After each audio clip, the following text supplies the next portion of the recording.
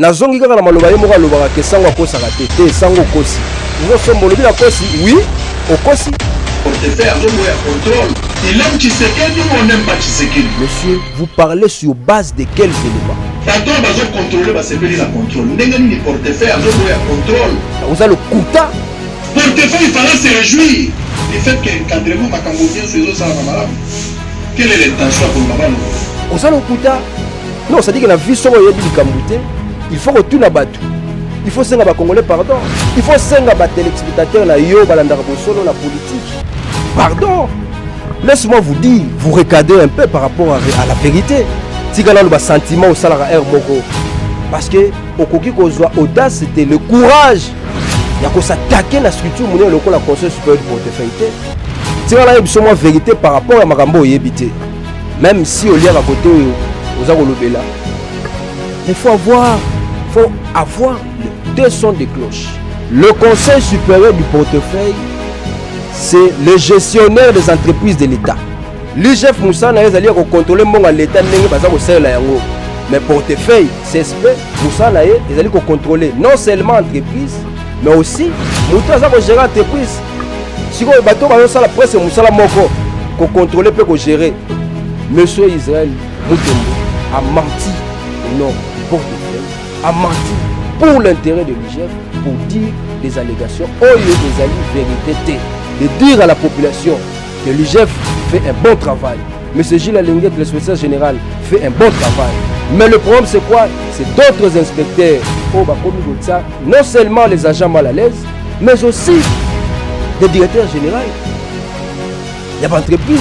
Parce que Balingi non seulement va gérer bon à l'État, mais aussi Balingi va gérer n'a gestionnaire l'entreprise. Ce qui n'est pas normal.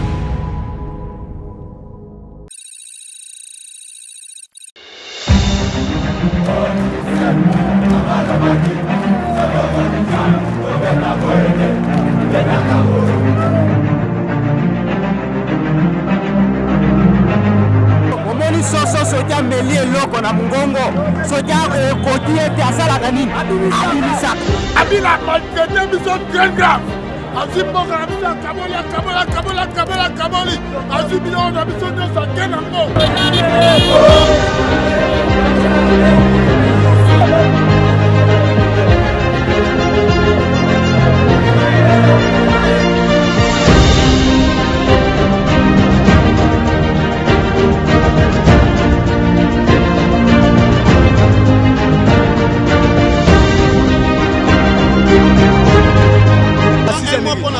Un mot pour la président, jeunesse congolaise au souffrir, jeunesse congolaise au Kenya, aider jeunesse congolaise.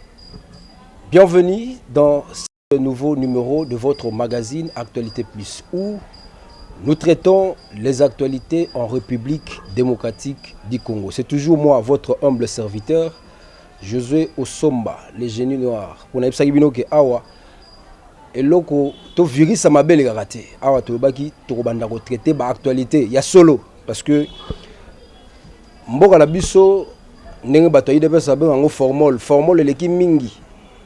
Bakosi ba kokosa batu bato pe ba ebité ba kondima. Mais tant que to kotika bato mabe ba continuer mabe na bango tina na biso bata malamu na mokili kozalate yango moni na préféra kamaloba oyo le révérend pasteur Michel Omba Taloata boya manie malobaka. S'il y a de vrais, s'il y a de faux, il faut que les vrais aussi existent. Les vrais, nous sommes là, nous avons l'obligation de vous informer en temps réel, mais avec des informations pures. Informations oyo et outil na source. Le lonaye na sujet moko oyo est intéressé ngai, mais pesinga passi. Pourquoi pesinga passi? Parce que je suis déçu.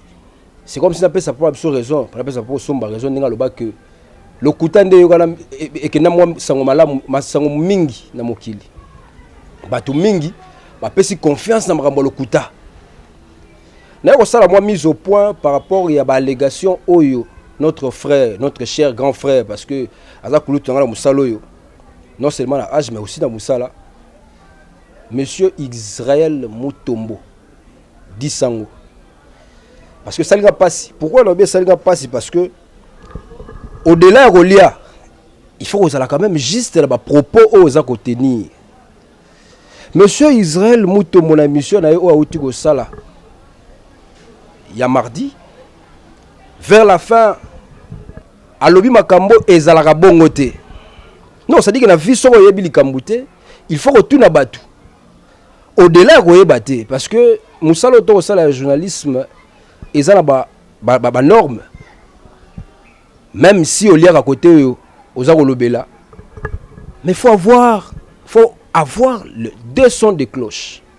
Oyoki litoyo koto yo rappelle litoyo koto pour makambo aux Aroloba ezala vérifiable ezala source. On moni même la notion journalistique balobi soko kei na litoyo mususu oyoki yoka litoyo mususu. Soko kuna ba boyi loba yango na papier na yo tango kotia commentaire loba que non, nous avons essayé de joindre Mutuboye sans succès.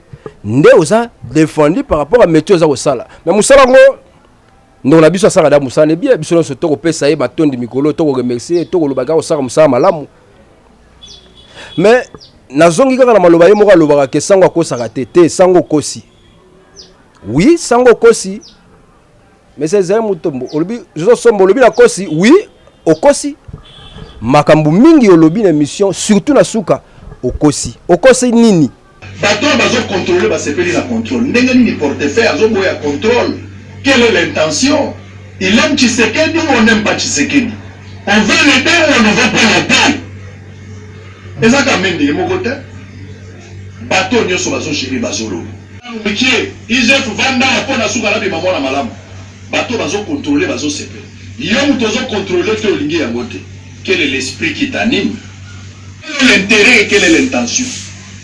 Portefeuille, il fallait se réjouir du fait que l'encadrement m'a cambodien sur les autres salles malades. Quelle est l'intention pour le Baba Longo? L'IGF Tikala. Olobi na bien IGF fazala musala makasa za osala entreprise biso nyonso nde toyebi ke monsieur Gilles Alengete o azali inspecteur général en charge ya finance mboka na biso muta za ko gérer mbo aza ko contrôler mbongo ya l'état ndenge za ko salelema aza ko sala musala kitoko mutabo yango azate Mouton a hôtel mais IGF c'est vrai. Ils ont le zongo télé mais tata na yo ça dit que ceux qui mbonga l'été bungi même biso à Congo to vivre bien té. Depuis azawana oza ko sala musala kitoko. Mais le côté comme étant nini tango lingo ko c'est le portefeuille makambo. Yango de comme le kuta. Qu'est-ce que vous avez fait monsieur Israël Mutombo? Bato balingi na bango contrôle. Bato bazo contrôler ba sepeli la contrôle. Ndenge ni portefeuille azo boya contrôle. Quelle est l'intention? Il aime Tshisekedi ou on n'aime pas Tshisekedi? On veut l'aider ou on ne veut pas l'aider? Israël Mutombo prend le courage de dire portefeuille surtout à monene ya mboka na biso ezali ko s'opposer na patrouille financière ya IGF na ba entreprise.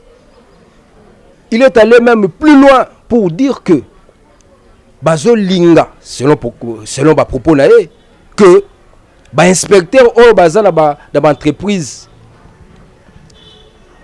ya IGF balongwa batika ba DG bango moko ba gérer. Portefeuille, il fallait se réjouir du fait que l'encadrement m'a cambodien sur les autres salles malades. Quelle est l'intention pour le Baba Longo? Monsieur, vous parlez sur base de quels éléments? Laisse-moi vous dire, vous recadrez un peu par rapport à la vérité. Parce que on va dire ah on a une vérité. C'est là une vérité par rapport à makambo oyebité. Peut-être oyebité ou soit oyebagi mosali ignorance. Ou soit bah personne aura information mais en tant que journaliste il faut aussi aux informations côté mususu. Le Conseil supérieur du portefeuille c'est le gestionnaire des entreprises de l'État. Mission portefeuille sur oyebité tout na ba oyebisa yo. C'est quoi la mission du portefeuille? Le portefeuille de l'État. Oh yo kakawabi portefeuille. Et ça ministère c'est toute une structure. C'est comme l'IGF. mais qui est conçu, c'est l'organe technique du gouvernement pour la gestion des entreprises. C'est-à-dire que IGF a Moussalo à Salaka, qu'on contrôle les finances à l'État, qu'on contrôle. Dans un moment clair, il faut comprendre les bisos. Tout le monde français, tout le monde est clair, peu facile. Pour Missa, il y a lingala bato akota mingi, mais il y a français bato akota moins mke. Donc si on a terme mot clair. Conseil supérieur à portefeuille, c'est l'organe de gestion des entreprises de l'État. C'est l'organe du gouvernement pour la gestion des entreprises du portefeuille. C'est-à-dire, qu'on gérer non seulement entreprises, mais aussi qu'on contrôler les gestionnaires et entreprises. C'est-à-dire, surtout dans le sens direct, Moussalo IGF Azar Osala, Conseil supérieur de portefeuille, CSP, Nde Salaka, Moussana Yangouana. Mais comment aujourd'hui, M. Ouzraël Moutombo, tu prends le courage, tu prends le devant pour se faire opposer IGF na CSP? Pourquoi? L'IGF a été créé parce que le ministère de la Finance fait une inspection de finances pour nous contrôler. Marambo Mbongo à l'État. Et c'est là qu'il lobby sous tutelle du ministère de la Finance. Le lot commis sous autorité à chef de l'État. Parce que chef de l'État Félix Antoine Tshisekedi alingi makambo so ezala contrôler pour mboko so otindi mwana ki ndolande loko so contrôler te so ko ndo contrôler bato balekiye o mona ke moi pe asa la contrôle malamu ezati yango chef de l'État a estimé que il fallait d'abord azoyango et comme sous autorité nae pour basala musala malamu et c'est loko bato so baso encourager mais koloba que conseil supérieur à portefeuille CSP ezali contre partout financier. Il y a IGF, monsieur Israël Moutombo au Kossi. Je souhaiterais peut-être aux ongles la malobana pour la roloba que ce n'est pas ça. Le conseil supérieur du portefeuille, attribution à Ezanini. Attribution, il y a conseil supérieur du portefeuille. Ezali ko contrôler les entreprises de l'État. Même Moussa ou IGF Azar Osala. IGF Azali Moussa na peut-être le lot directement toloba. IGF Moussa Ezali ko contrôler mbongo ya l'État. Mais le conseil supérieur à portefeuille, ils allaient contrôler non seulement l'entreprise, mais aussi les gestionnaires. C'est-à-dire que Moutila Moutaza Moussa na et alors on a tata, la salle boutique nangai, la salle bar nangai, moi nangai liboso na PC Moussa là ya kokende ko contrôler mouto à la rabiso na boutique. Cela veut dire bah ça rendre compte. C'est-à-dire après avoir koteka biloko na pourquoi moi na mukolo a kokende sali compte na ye oteki boni. Mais le col naza sur la confiance c'était à mouton azote que langai na luki mutu mususu na engagé pembeni ya mouton déjà na engagé ki pour la koyebisa que atekisa ye siko mouton ngala te ami balé pour atekisa mouton yo azali koteka déjà a commis non seulement ko contrôler mouton aza koteka o ya kuteka déjà zoteka mais a commis sikoyo koluka ko contrôler to ko gérer mutu oyo azana mandat officiel ya ngai. Cela veut dire moi no ya ngai akinda ko contrôler pour na ko tiele bakal asala sou musa na été. C'est ça le grand problème. Oh peut-être yo boy goloba. Oyebi yango peut-être ou soit ba yebisa yango te. Quel est le problème? Problème ezanini entre l'IGF et le CSP qui est le conseil supérieur du portefeuille. Le problème c'est pas monsieur Gilles Alengete qui fait bien son travail. Moussala oh IGF Azar Osala Moudino so se pelango. Mi ya Congo ba yebani. Oui, to moni pe moni papa mukolo mande febele nzoka za muyibi. To yeba ngasa IGF. Mais koloba que conseil supérieur du portefeuille ali contre IGF nde lokuta. Que lingite ba inspecteur ba za entreprise nde lokuta. Et ko lingate ndenge ni parce que ba entreprise à l'état za yé. Yende mutapesi musala wana to musalo oh IGF Azar Osala yango pe Azar Osala. Ako lingate boni.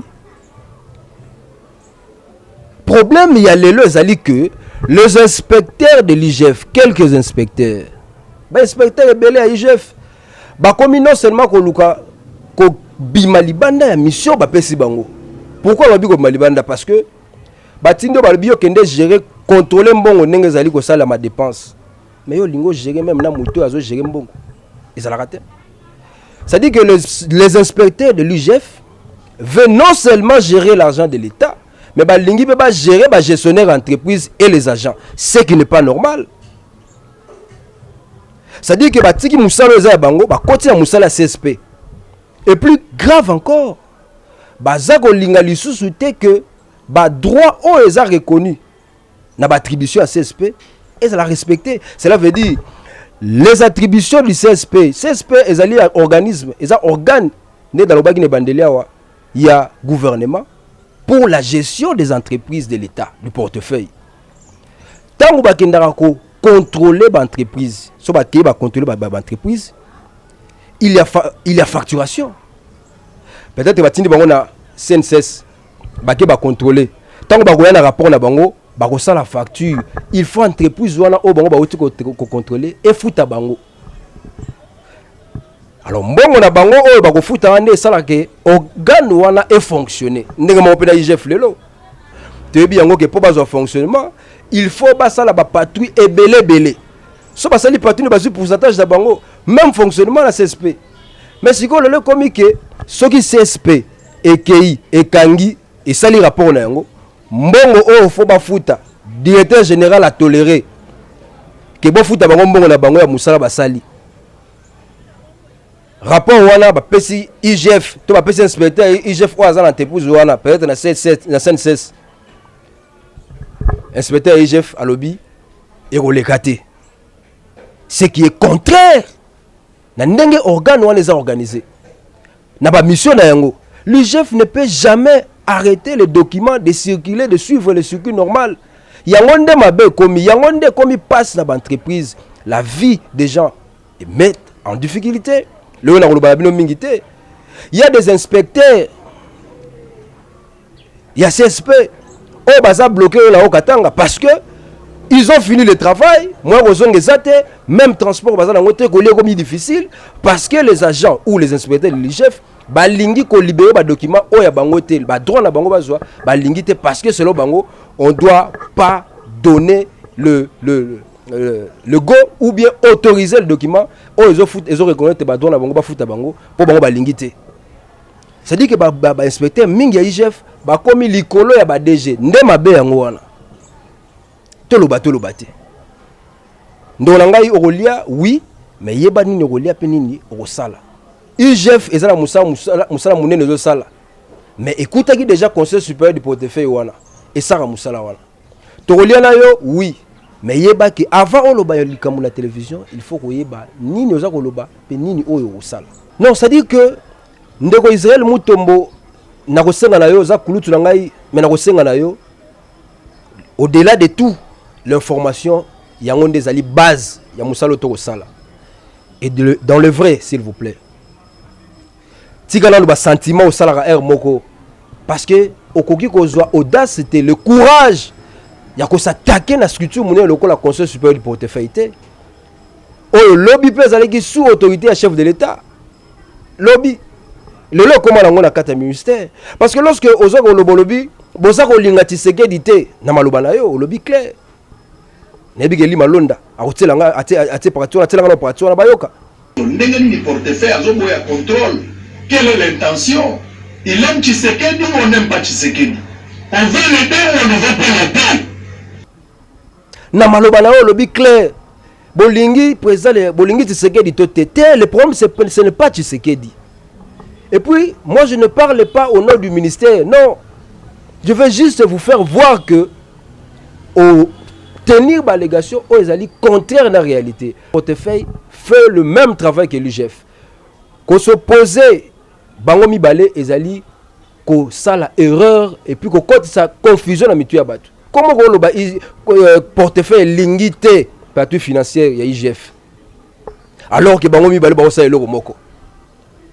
Avant IGF ya portefeuille ezalaki déjà. Portefeuille ndaza ko gérer ba entreprise ya l'état. Ou soit toboma code 6364 toboma yango code 6364 il y a l'article d'exploitation, il y a entreprise. C'est dit, tout ce qui est fait gérer l'entreprise. Problème est clair.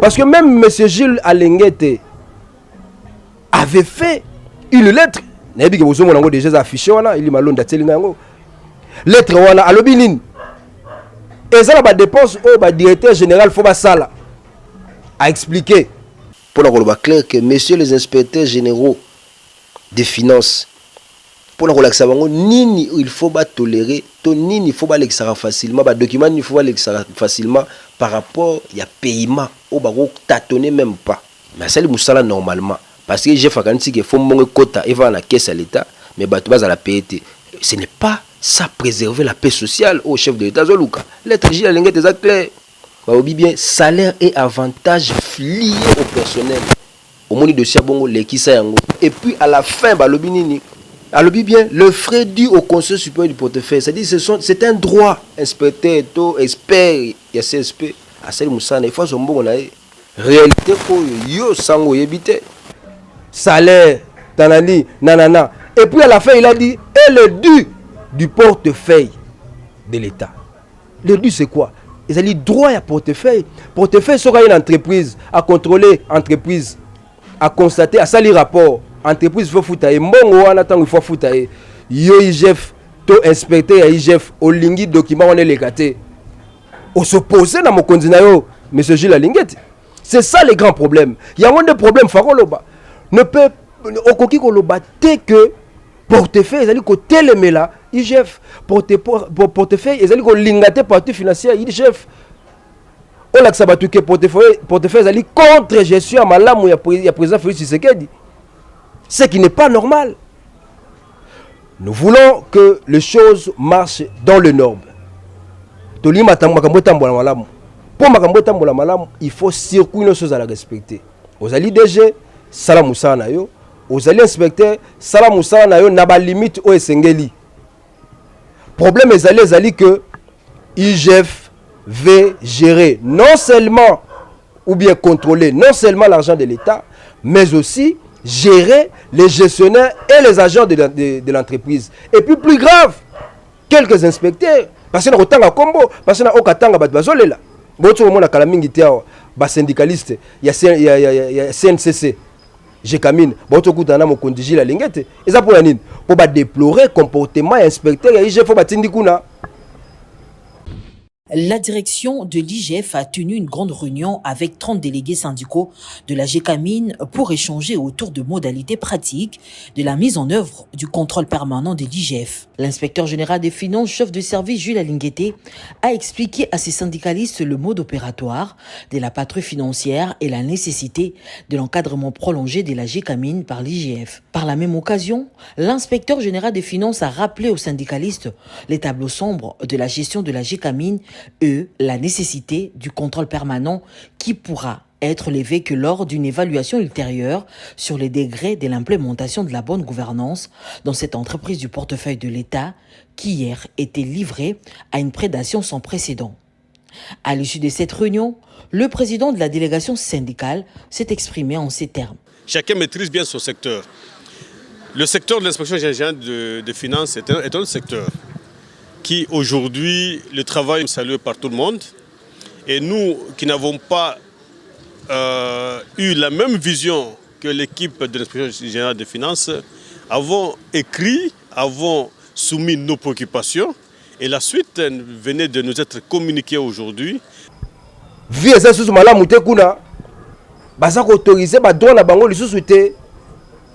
Attention, constitution lobby.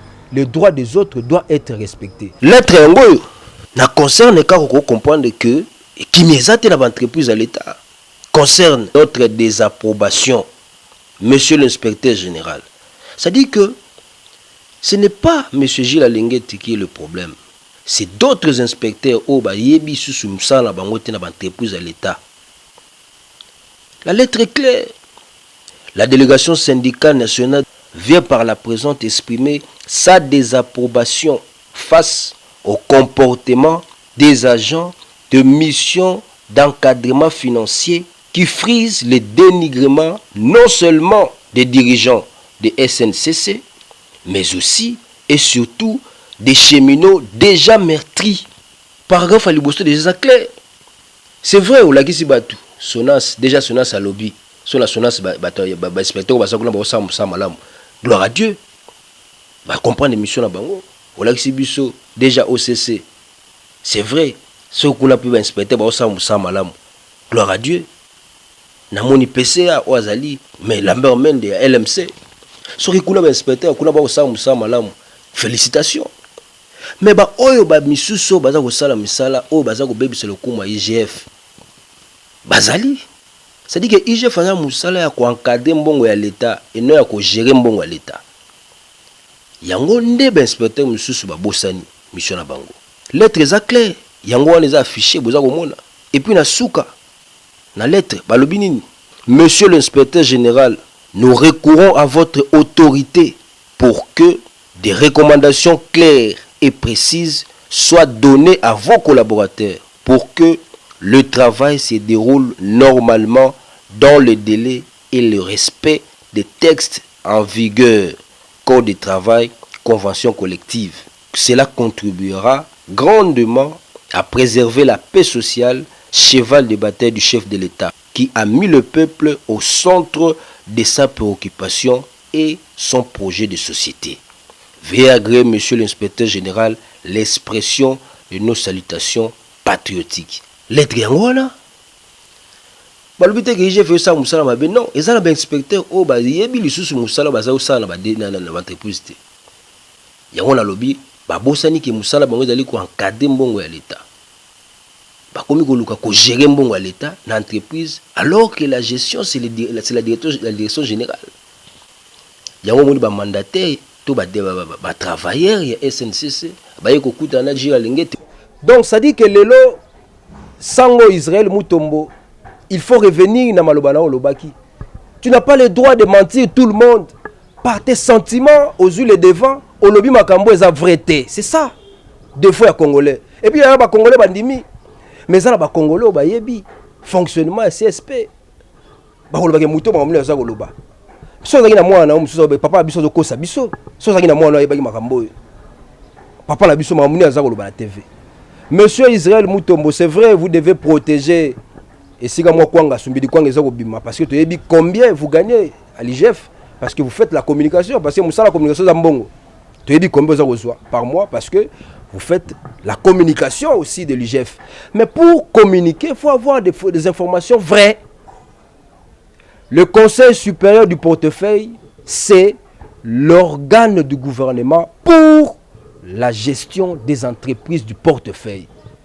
L'UGF, c'est une structure attachée à la présidence pour la gestion des finances de l'État. C'est-à-dire, il est clair que l'UGF Moussa n'a contrôler l'État. Mais portefeuille, CSP, Moussa n'a pas contrôler non seulement l'entreprise, mais aussi Mouto a géré l'entreprise. Si vous avez la presse, vous avez contrôler et gérer. Se poser la banque. Le Conseil supérieur du portefeuille ne veut pas la patrie financière de l'IGF. C'est faux et archi faux. Il faut que les Congolais pardon. Il faut que les téléspectateurs na la politique. Pardon. Parce que tu as menti la population. Ça veut dire que au sali au lobby makambi ça tu as le couteau minene. Bato bazo contrôler ba sepeli la contrôle. Ndenge ni portefeuille azo boya contrôle. Vous avez le couteau. Portefeuille il fallait se réjouir du fait que encadrement makambo bien sur ça na malamu. Quelle est l'intention pour baba lobo? Vous avez le couteau. Il y a liboso un grand mensonge contre le CSP de dire que les suspectés ou soit le portefeuille ne veut plus Naba inspecteur et IGF dans l'entreprise, ce qui n'est pas normal. Vous enlevez le contrôle de l'IGF et patrouille financière dans l'entreprise publique. Nous avons dit à zéro. Il y a mis balai au lobby de la CSP que ne contrôle pas. Vous affirmez des histoires qui ne sont pas vraies. IGF vanda pour la soukala de maman la malam. Bateau bazo contrôler bazo CP. Yom tozo contrôler que olingi yangote. Quel est l'esprit qui t'anime? Yom tozo contrôler que olingi yangote. Quel est l'esprit qui? Yakoloba que CSP a contrôlé l'entreprise. C'est comme mission dans les parce que mission principale, il y a CSP, il y a portefeuille, et Zali, ko ezali organe ya gouvernement o musala ngo ezali ko gérer ba entreprise ya portefeuille donc ko gérer ba entreprise à l'état ko l'entreprise musane déjà yango la sala ka yo lobi azo contrôler te c'est-à-dire ko za ko funda portefeuille na makambo eza solo te. Voilà pourquoi na kosenga na bino bato bolandaka boso na politique boza ba spectateurs ba téléspectateurs boyeba que l'émission Bosolo la politique du mardi, vers la fin de l'émission, M. Israël Mutombo a menti au nom du portefeuille, a menti pour l'intérêt de l'IGF, pour dire des allégations. Oyo ezali vérité te. Comme nous avons le devoir d'informer la population, de vraies informations, nous sommes là pour regarder, pour faire une mise au point, pour lui dire de revenir à la réalité, de dire à la population que l'IGF fait un bon travail. M. Gilles Alenguet, le secrétaire général, fait un bon travail. Mais le problème, c'est quoi? C'est d'autres inspecteurs, non seulement les agents mal à l'aise, mais aussi des directeurs généraux. Il y a des entreprises. Parce que Balingi non seulement va gérer bon à l'État, mais aussi Balingi va gérer les gestionnaires d'entreprise. Ce qui n'est pas normal.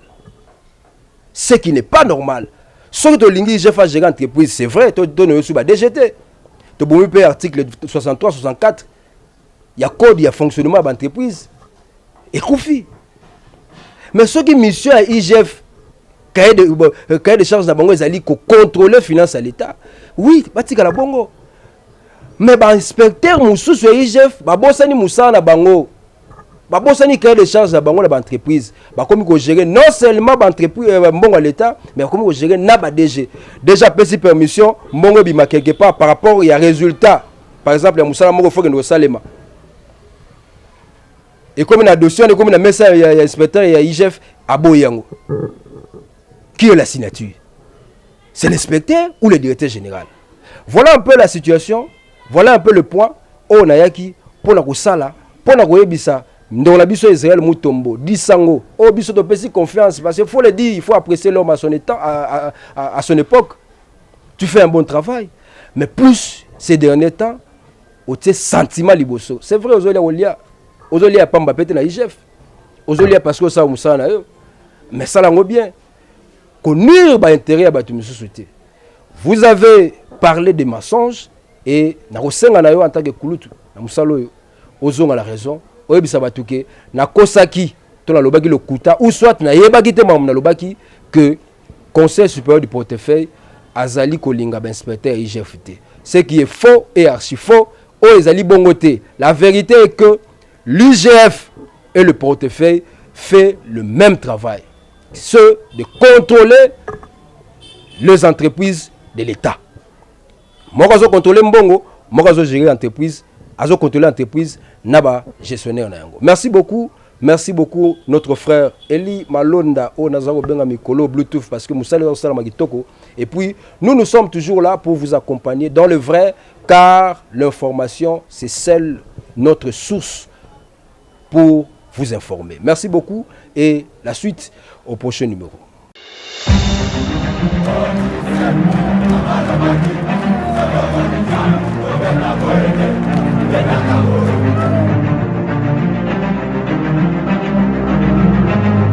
Omoni soso soja meli eloko na mungongo soja koti ete asalaka nini abimisa abila maltraité biso très grave azimboka na biso kaboli azibila na biso nyonso ake nango.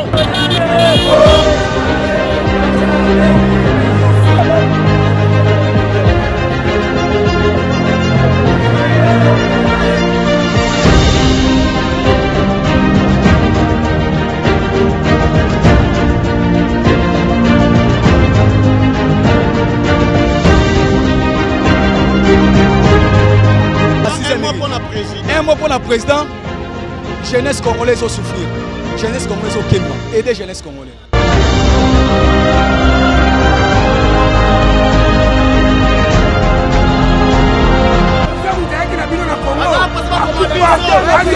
Congo.